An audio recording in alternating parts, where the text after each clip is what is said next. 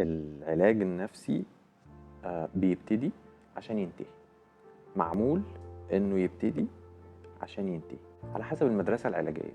في مدارس علاجية المدة بتاعة تحقيق الهدف العلاجي مدة بتبقى قصيرة، وفي مدارس علاجية بتبقى أطول قليلا.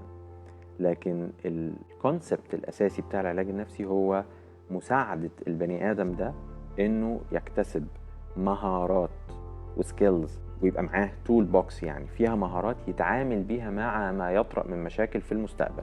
هو learning acquisition، فأنا بتعلم حاجة، فبتبتدي النهاردة عشان تنتهي بعد عدد معين من الجلسات على حسب المدرسة زي ما ذكرت.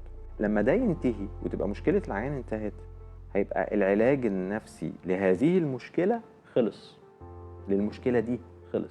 طبعا مفيش علاج بيبتدي النهاردة ويخلص بكرة، يعني هو مفيش حاجة اسمها كده. قد يطرأ بعد كده انه تطلع مشاكل جديدة، او يبقى في فولو اب على مشاكل قديمة كنا بنتعامل معاها، او بعض الامراض النفسية لو احنا بنتعامل مع امراض نفسية اكلينيكية مش مع مشاكل حياتية بتعاود البني ادم تاني. يعني بيجيلي انفلونزا مرة في السنة، فممكن يبقى حد بيصاب بالاكتئاب لها باترن عنده او لها نمط كل سنة كل سنتين.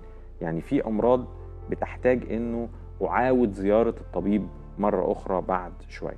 لكن الإجابة القصيرة على السؤال هو العلاج النفسي يمتد مدى الحياة، الإجابة لأ.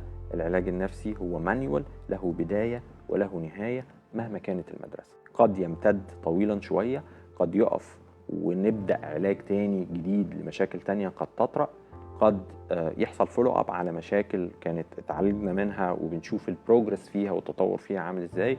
انما مفيش علاج نفسي مدى الحياة. انا عايز الرسالة دي بس توصل للناس انه احنا دخلنا السكة دي مش هنطلع منها، لا احنا بندخل عشان نطلع، هي معمولة عشان كده.